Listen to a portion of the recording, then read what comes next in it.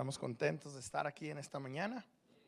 Amén. Bueno, pues quisiera comenzar primero que nada haciéndoles una pregunta. No tienen que responderla en voz alta, solamente respóndala en su mente. Si alguien les preguntara cuál es tu pasión, ¿qué contestarían?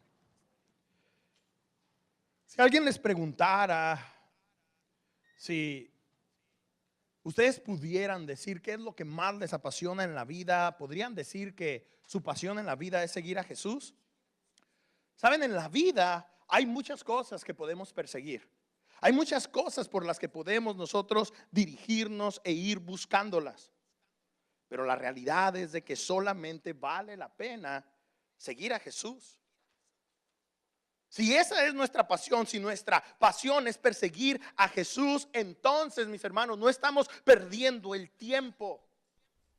Mientras que algunas veces nuestro énfasis es buscar, perseguir cualquier otra cosa, en algunas ocasiones nos desilusionamos, nos herimos, no necesariamente llegamos a donde pensábamos que íbamos a llegar, pero cuando ustedes y yo perseguimos al Señor, nada falla.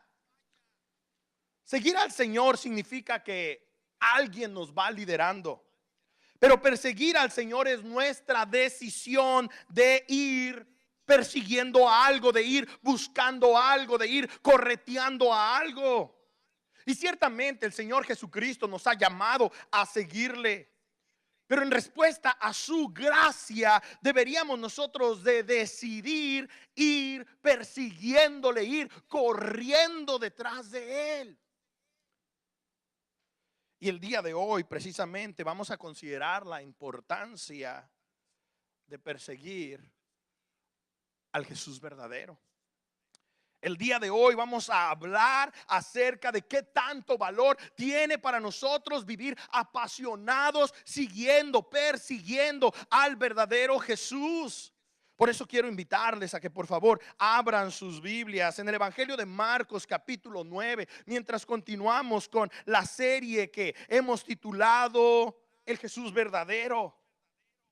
Y primero quiero comenzar haciendo claro que como creyentes la vida cristiana demanda perseguir al Jesús verdadero a cualquier costo. En Marcos capítulo 8 versículo 34 que estuvimos observando la semana anterior, nos dimos cuenta que el Señor Jesucristo dijo: quien quiera ser mi discípulo debe de negarse a sí mismo, cargar su cruz y seguirme.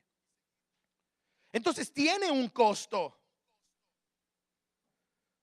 Si queremos nosotros seguir a Jesús, va a requerir sacrificio, va a requerir autonegación.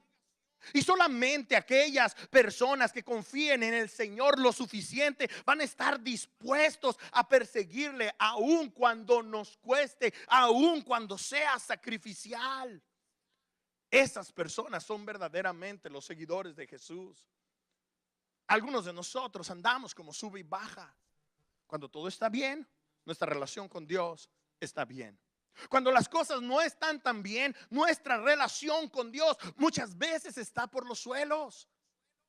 Pero solamente los verdaderos discípulos del Señor están dispuestos a perseguirle sin importar absolutamente nada de las circunstancias. ¿Por qué? Porque los verdaderos seguidores del Señor están dispuestos a pagar el precio necesario.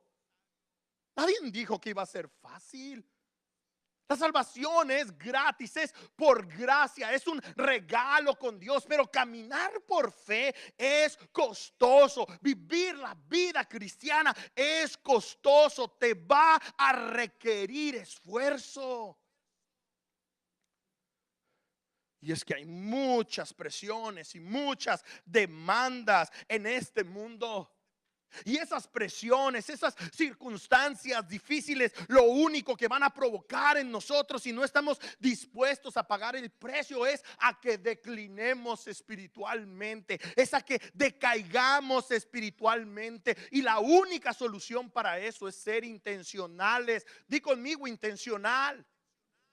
Necesitamos ser intencionales. intencionales acerca de vivir persiguiendo nuestra relación con el Jesús verdadero, a vivir correteando al Señor, a vivir deseando estar con Él. Mi corazón, Señor, tú lo has conquistado, me has atraído, ahora quiero conocerte, quiero estar contigo, quiero buscar tu presencia, quiero saber quién eres, anhelo más de ti. Porque nuestra intención no es volver al lugar en donde estuvimos anteriormente. No queremos estar en decline espiritual. Lo que anhelamos, lo que deseamos es crecer en el Señor Jesús. Porque nuestra meta, la meta de cualquier creyente, del verdadero creyente, es ser como Jesús. Esa es nuestra meta. Y si esa es nuestra meta, entonces ustedes, entonces yo, necesitamos perseguir al Jesús verdadero. No vamos a poder ser más como el Jesús verdadero si no nos involucramos en buscar intencionalmente crecer en nuestra relación con Él. Por sobre todas las cosas, nuestro trabajo principal como cristianos, lo que nos debe de quitar el sueño, si algo acaso nos debiera de preocupar, si algo debería de ocupar nuestro tiempo, nuestros recursos, todo lo que somos debería de ser mantener una fresca relación con Jesús. Una relación fresca, intensa. Algunos de nosotros no la tenemos. La tuvimos en algún momento, así comenzamos a vivir nuestra vida cristiana, pero eventualmente, ¿qué fue lo que pasó? Dejamos de perseguir al Señor. Pero una vez que nosotros verdaderamente estemos trabajados y esforzados en buscar que nuestra relación con el Señor permanezca vibrante, entonces vamos a aprender constantemente, vamos a aprender a escuchar lo que Él tiene que decir. Vamos a empezar a recibir de parte de Él la dirección que necesitamos. Vamos a empezar a recibir de parte de Él el ánimo, el apoyo que necesitamos constantemente, la ayuda, el auxilio. Pero el asunto es de que muchos de nosotros hemos decidido ser cristianos, pero no necesariamente vivimos decidiendo seguir, perseguir al Señor. Y eso es lo que necesitamos. Lo necesitamos. Necesitamos perseguir al Jesús verdadero para conocerlo mejor. Tenemos que buscar ser intencionales de manera que podamos conocer más a nuestro Salvador, más a nuestro Señor. Como ustedes y yo ya hemos visto, los 12 discípulos tuvieron el gran privilegio de seguir al Señor y por lo tanto de estarlo conociendo por un periodo ya de un par de años aproximadamente. Y en Marcos capítulo 8, ellos por primera vez escucharon que el Señor Jesucristo hizo saber que Él iba a sufrir, que Él iba a entregar su vida. Antes de esto, los discípulos ciertamente sabían que Jesús era Dios. Y el apóstol Pedro, y Pedro en algún momento, en ese mismo periodo de tiempo en el que ellos están escuchando que el Señor Jesucristo va a sufrir, poquito antes de eso, Pedro dice: tú eres el Mesías, tú eres el Cristo. Entonces ellos sabían que Jesús venía de parte de Dios, que Jesús era el Mesías, pero ellos no estaban esperando que su Mesías, que el Mesías sufriera, que el Mesías muriera. Y ellos tampoco esperaban que como sus seguidores en algún momento de sus vidas tendrían que sufrir por la causa de Jesús. A estas alturas los discípulos todavía creen, todavía piensan que el Mesías va a ser un personaje político, militar, religioso, alguien que los va a sacar del lugar en el que se encuentran bajo la opresión romana. Pero ahora Es tiempo para ellos que conozcan mejor a Jesús. Llegó el momento de que ellos conocieran mejor al Señor. ¿Por qué? Porque eventualmente ellos iban a tener ministerios que iban a tener que estar preparados para poder desarrollarlos. Y por eso en el versículo 1 dice: y añadió, les aseguro que algunos de los aquí presentes no sufrirán la muerte sin antes haber visto el reino de Dios llegar con poder. Ahora, ¿por qué es esto tan relevante? Bueno, esto es muy importante porque Jesús quiere animarlos después de escuchar que Él iba a entregar su vida, que Él iba a padecer. Entonces ellos probablemente se entristecieron y el Señor lo que quiere es motivarlos, es animarlos. Ellos han escuchado terribles noticias y el Señor Jesucristo los quiere levantar del suelo, los quiere animar y les da esta profecía. Pero ¿qué es lo que esta profecía significa? Bueno, ellos están, Señor, venir con poder antes de morir. Tan solo 6 días después, el Señor está cumpliendo esta profecía en donde ellos van a experimentar, ver la gloria de nuestro Señor Jesucristo. Ellos tendrían ahora una prueba que podría sostener su fe, y el Señor Jesucristo en esa ocasión les mostró quién es verdaderamente Él. Mira lo que dice el versículo 7. Entonces apareció una nube que los envolvió, de la cual salió una voz que dijo: este es mi Hijo amado, escúchenlo. Di conmigo: escúchenlo. Este es mi Hijo amado, escúchenlo. Algunos de nosotros estamos fascinados con la idea del Hijo amado de Dios, el cual envió el Padre para redimirnos, para salvarnos, para cambiarnos, para transformarnos, pero no queremos escucharlo. Escúchenlo.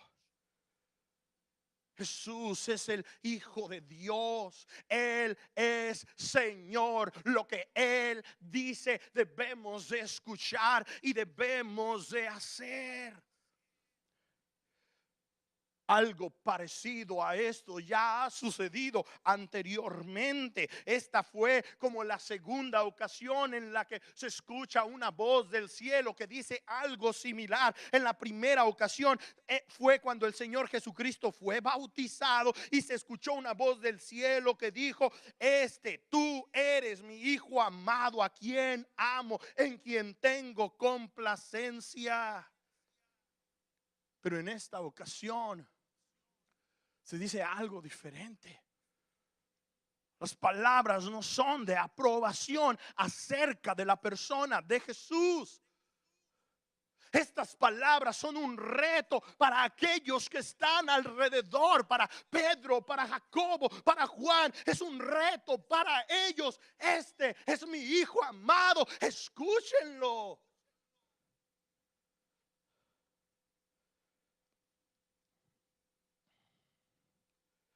Y Dios trajo testigos al evento. Dios permitió que estuvieran 2 testigos en este evento de la transfiguración. Elías y Moisés estuvieron presentes en este evento en donde el Padre les dice directamente a estos 3 apóstoles: escuchen al Señor. Estaban estos 2 hombres poderosos y grandes del Antiguo Testamento ahí. Y todo esto para demostrar, para que ellos tuvieran claro, para que estos 3 apóstoles tuvieran claro que Jesús es divino, que Jesús tiene autoridad, que Jesús va a establecer su reino en el tiempo propicio y que su reino no tendrá fin. Y ellos necesitaban saber todo esto. Ellos necesitaban tener claridad. ¿Por qué? Porque necesitaban recibir guianza, necesitaban recibir dirección, necesitaban ser animados. Las cosas estaban empezando a escucharse como medias turbias. ¿Qué es eso de que hay que sufrir? ¿Qué es eso de que hay que padecer? Bueno, ustedes y yo ya tenemos la suficiente experiencia como cristianos. Ya sabemos nosotros que se sufre. Nuestra vida no es muy de Jesús, es si ellos lo llegan a conocer con mayor profundidad. Y me encanta que al parecer todavía no entienden mucho, pero llega el momento en que uno de estos tres, el apóstol Juan, escribe en el primer capítulo de su evangelio: y vimos su gloria, gloria como la del unigénito del Padre. Él pudo testificar quién era Jesús. Y él fue uno de los que vio esa gloria sorprendente del Hijo unigénito de Dios, lleno de gracia y lleno de verdad. La pregunta es: ¿conoces tú a Jesús? Si no conoces a Jesús, déjame decirte algo. Él está persiguiendo a ti. Él está persiguiéndote a ti. Y el hecho de que estás aquí es evidencia de eso. Esto no es casualidad. Él está trayéndote con lazos de amor. Él está trabajando en tu vida. Él está lanzándote un llamado a ti. Pero si tú ya conoces a Jesús, entonces empieza a perseguirle. Empieza a buscarle con mayor intencionalidad. Porque quieres conocerle más. Porque queremos conocerle más. Entonces necesitamos perseguir al verdadero Jesús para conocerle mejor. Y también necesitamos perseguirle para madurar en nuestra fe. Como cristianos es bien sabido que nosotros caminamos por fe, no por vista. ¿Estamos de acuerdo?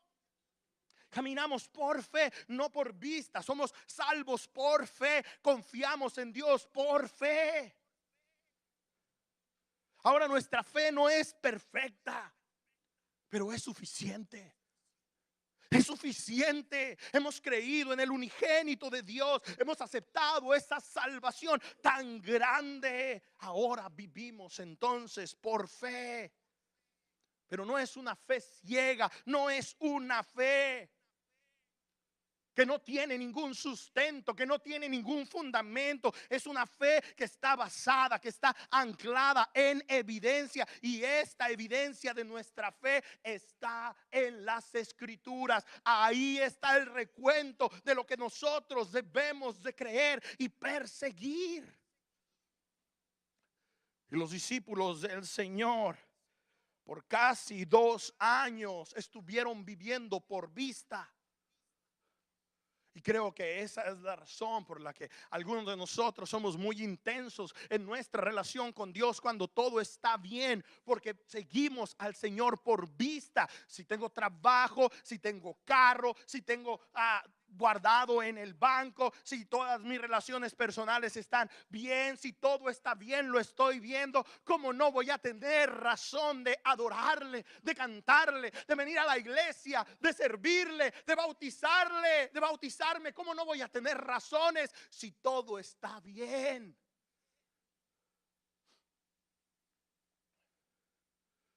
Los discípulos estaban siguiendo al Señor por vista. Estaba Jesús con ellos, entonces ¿cómo creen que estaba todo? Pues bien, perfecto. Cualquier problema: Señor, mi suegra se enfermó, ok, sana. Ya llegó un endemoniado, ok, libre. No tenemos que comer, traigan lo poquito que hay para multiplicarlo. No hay vino en la boda, traigan los cántaros llenos de agua. Todo el tiempo estuvieron siguiendo al Señor por vista. El Señor caminó con ellos 24 horas del día, 7 días de la semana por aproximadamente 2 años. Estuvieron escuchando todo lo que Él enseñó. Estuvieron viendo con sus propios ojos los milagros que el Señor Jesucristo estuvo haciendo. Cada ocasión en la que endemoniados son liberados, ellos estaban presentes. Y cuando el Señor levanta a muertos de la tumba, de su enfermedad, ellos también estaban ahí. Entonces vivían por vista. Vivían por vista. Jesús estaba siempre con ellos. No había ningún momento en el que el Señor no estuviera con ellos, alrededor de ellos. Pero pronto todo iba a cambiar para ellos. Pronto tendrían que empezar a vivir por fe, y para eso necesitaban estar listos. Y el Señor, como es muy sabio, les dio una gran lección y se fue. Les dijo: nomás me voy a llevar a Pedro, a Jacobo, a Juan. Aquí los dejo a ustedes, encárguense del negocio, del changarro, del ministerio, de todo lo que haya o lo poco que haya. Nos vamos nosotros. Y los 9 se quedaron ahí por sí solos por unas cuantas horas. No fue mucho, no fueron días, fueron unas cuantas noches, una lunada, unas cuantas horas. Y cuando Jesús regresa, esos 9 discípulos ya habían hecho un relajazo.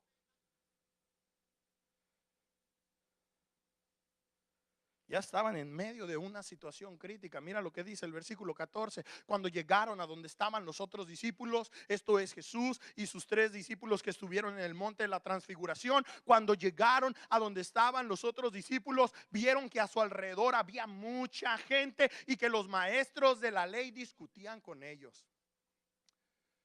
Se hizo un tumulto. Ya andan ahí discutiendo, ya andan ahí alegando. ¿Has dejado alguna vez a tus hijos solos por 5 minutos? Bueno, eso es exactamente lo que pasó aquí. Algo muy parecido. Solamente unas horas estando ellos solos, y ahora están alegando, están discutiendo con los maestros de la ley. Y la pregunta es: ¿por qué? ¿Por qué ellos están discutiendo? Bueno, resulta que un hombre vino en búsqueda de Jesús. Al no encontrarlo, entonces se dirigió a sus seguidores. Es lo más obvio, es lo más lógico. No estaba Jesús, pero estos camaradas han estado con él ya 2 años. Estos camaradas saben todo de él. Estos camaradas anduvieron ya de aldea en aldea predicando el evangelio de arrepentimiento. Ellos tienen que tener solución a mi problema, a mi asunto. Mi hijo está endemoniado.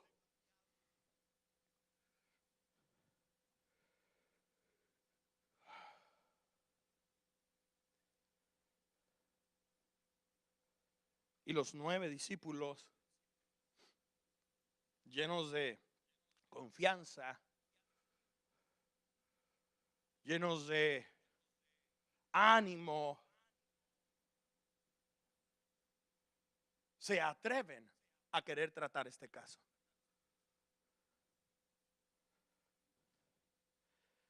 Pero no pudieron sacar el demonio del muchacho, porque tenían todo, tenían la enjundia, tenían el ánimo, pero no estaba el poder ahí. No estaba Jesús ahí. Y ellos no habían aprendido a vivir por fe. ¿Te parece esto algo similar a la manera como algunos de nosotros vivimos? Cuando todo está bien, estamos re bien. Cuando las cosas no están bien y no están saliendo a nuestro favor, nos desmoronamos como un mazapán.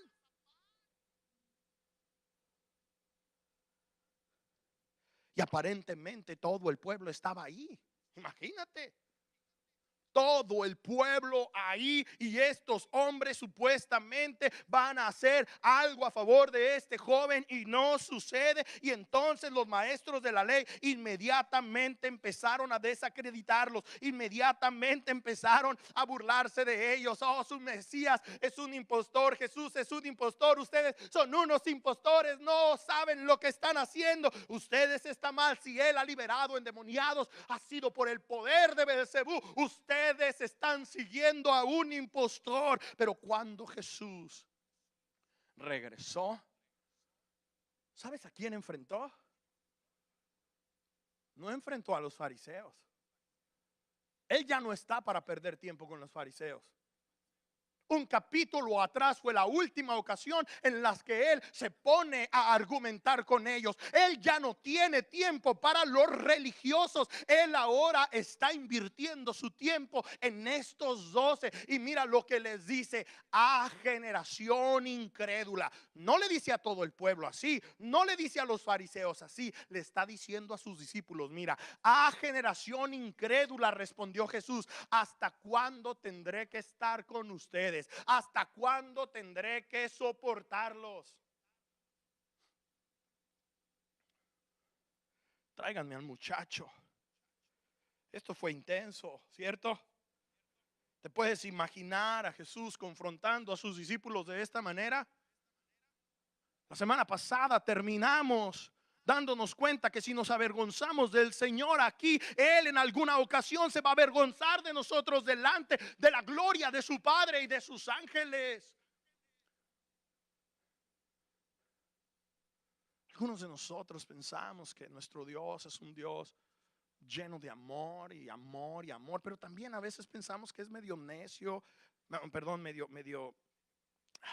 ¿cómo decirlo? Que no se da cuenta de las cosas. Pero en realidad Él todo lo sabe. Él todo lo sabe. Y por eso enfrenta de esta manera a sus discípulos.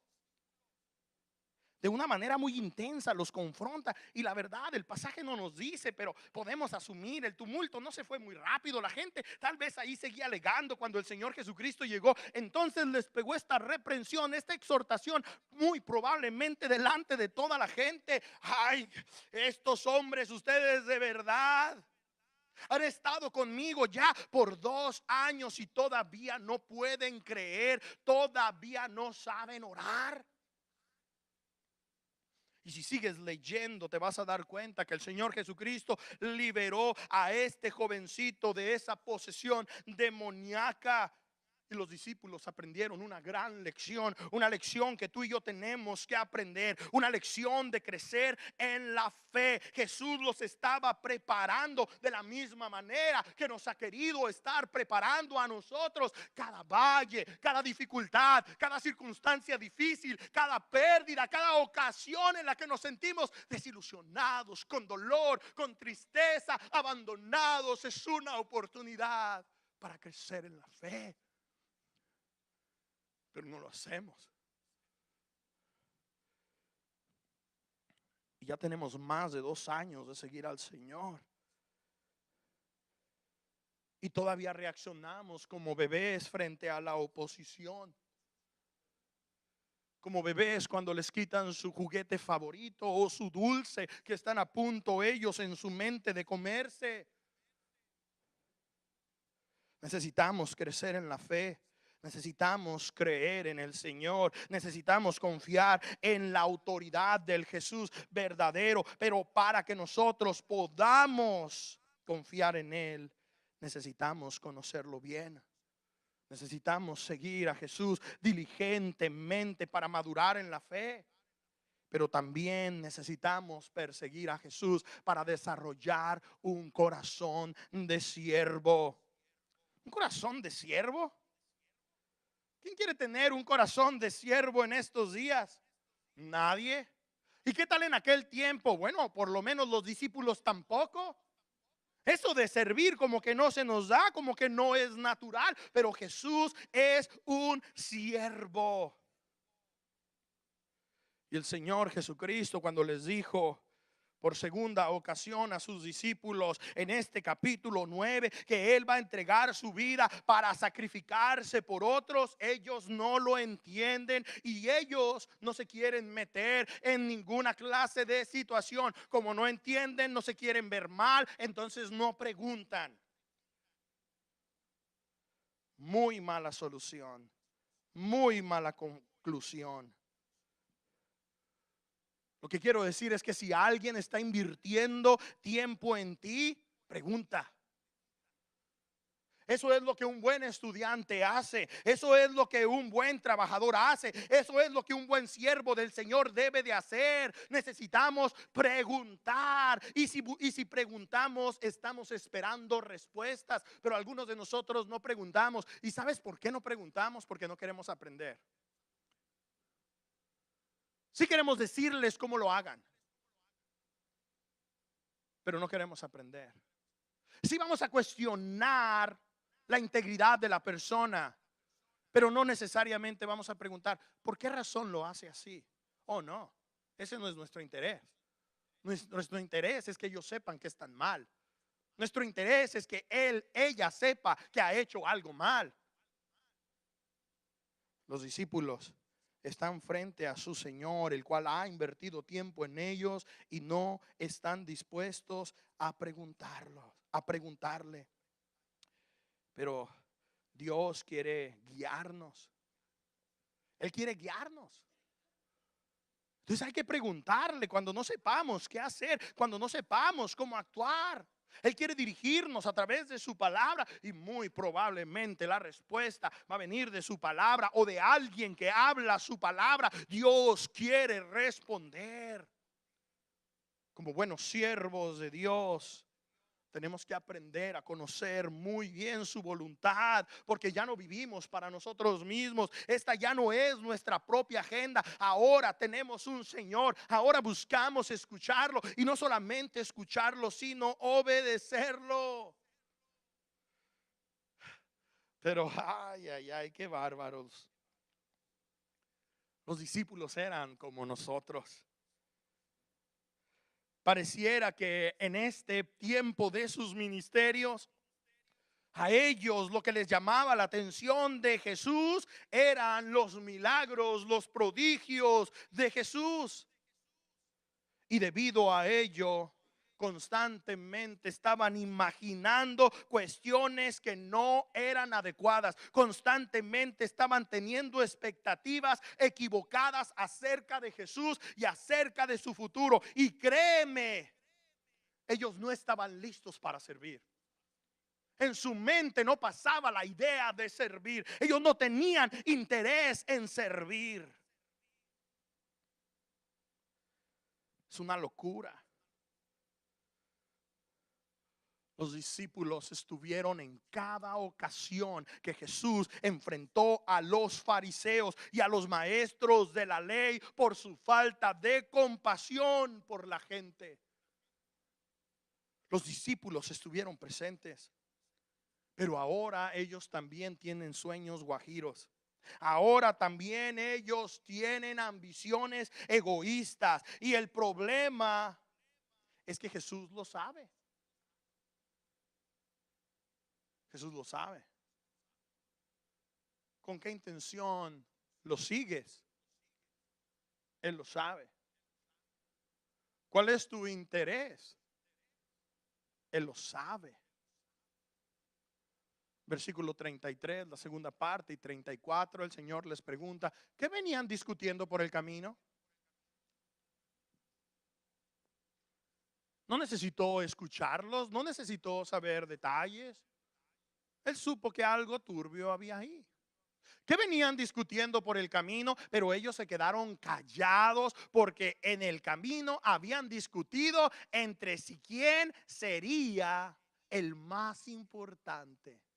Andaban entre ellos discutiendo para ver quién iba a ser el más efectivo, quién iba a ser el segundo comandante, quién iba a ser el encargado de administrar, quién iba a ser, en fin, ya andaban estos haciendo planes de grandeza.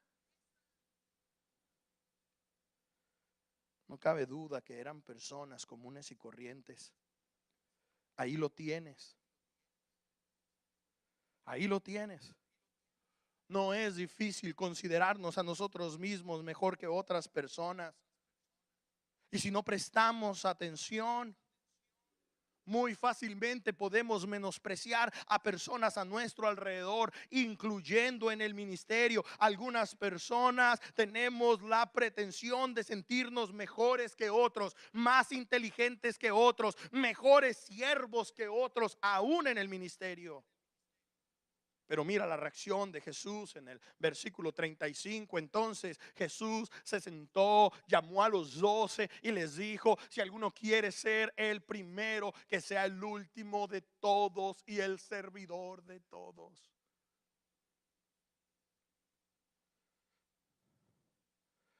Y estas palabras son a sus discípulos.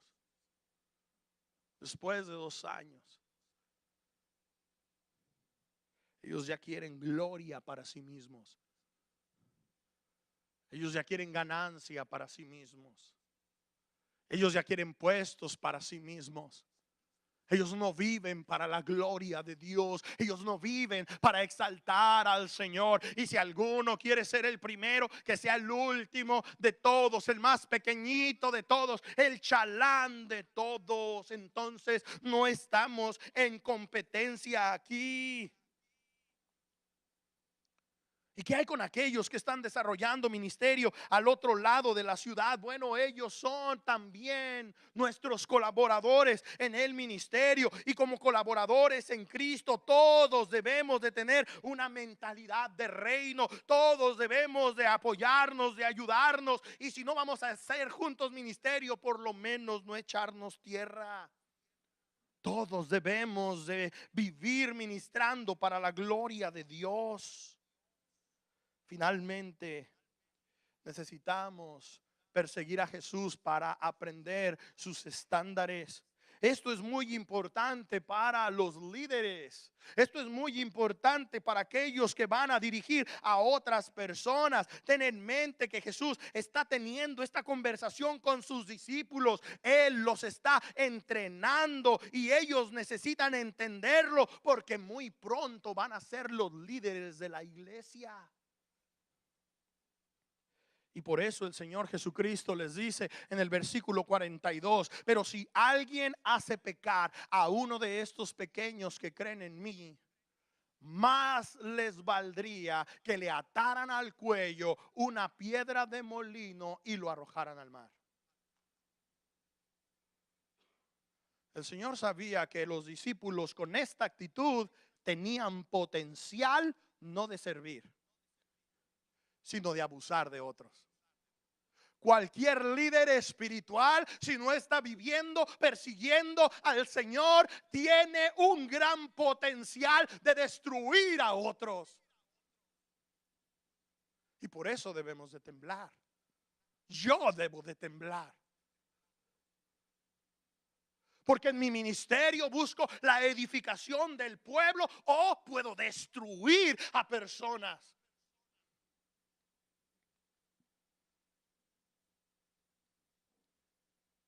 Más les valdría que se ataran en el cuello una piedra de molino y fueran arrojados al mar. Esto es gráfico, esto es intenso. Y esto es dirigido particularmente a los líderes espirituales. Cualquiera de nosotros que estamos en posición de liderazgo o que contemplamos la idea de liderazgo, que pensamos en la idea del liderazgo espiritual, tenemos que tener cuidado. Estas palabras de Jesús muestran la clase de responsabilidad que tenemos como siervos de Dios. Y también las consecuencias que podemos enfrentar si nos convertimos en personas legalistas cuando supuestamente queremos ministrar a otros. Jesús le está diciendo a sus discípulos: concéntrense en su pureza. Concéntrense en su pureza. En otras palabras, concéntrate en ti. ¿Qué tienes que estar viendo? La paja en el ojo de tu hermano cuando tú tienes una viga. Concéntrate en ti. Ay, yo no voy a la iglesia porque hay muchos hipócritas. Concéntrate en ti. Ay, yo no quiero estar haciendo esto porque aquella persona y aquella persona y aquella persona no lo hacen como deben de hacerlo. Concéntrate en ti. Oye, aquella persona que dice cristiana, mira, que dice que es cristiana, se porta así, ya está. Concéntrate en ti.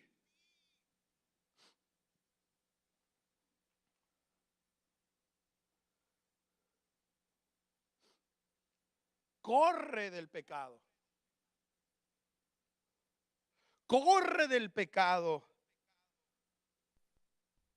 Y no olvides amar a la gente. No olvides amar a las personas. Corta cualquier cosa de ti que te haga actuar como un religioso. Córtalo, quítalo, mutílalo, extermínalo. Porque vas a hacer más daño con tu religiosidad de la que haces si fueras un completo carnal.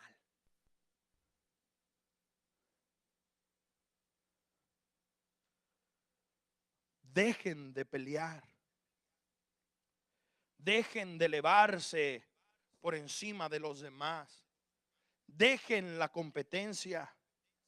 Y como pastor yo debo de aprender esto. Y si tú quieres o estás liderando a otros, debemos de aprender esto también. Jesús les está recordando a sus discípulos que ellos son la sal del mundo. Nosotros también lo somos. Somos la sal del mundo. Ahora mira lo que dice el verso 50. La sal es buena. La sal es buena. Pero si deja de ser salada, ¿cómo le pueden volver a dar sabor? Que no falte la sal entre ustedes para que puedan vivir. ¿Cómo?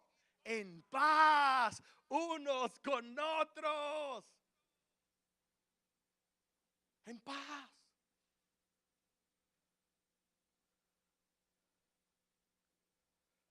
Jesús es un siervo. Y nosotros como sus seguidores debemos de servir también.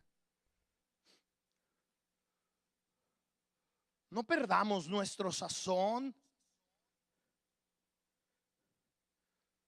Necesitamos humillarnos a nosotros mismos y vivir de acuerdo a los estándares de servicio del Señor Jesús.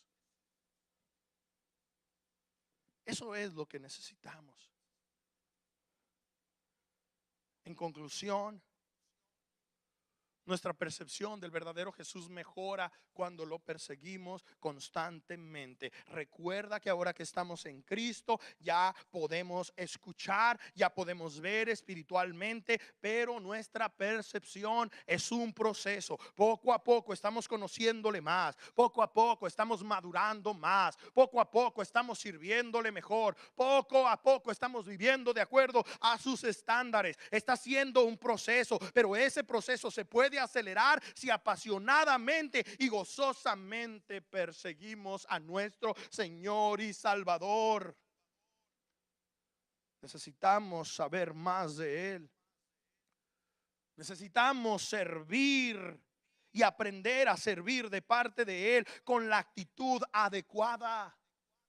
Pero para poderlo hacer, necesitamos constantemente buscar correr hacia Él. Señor, queremos conocerte. Señor, queremos crecer en ti. Señor, queremos aprender de ti. Pónganse de pie, por favor.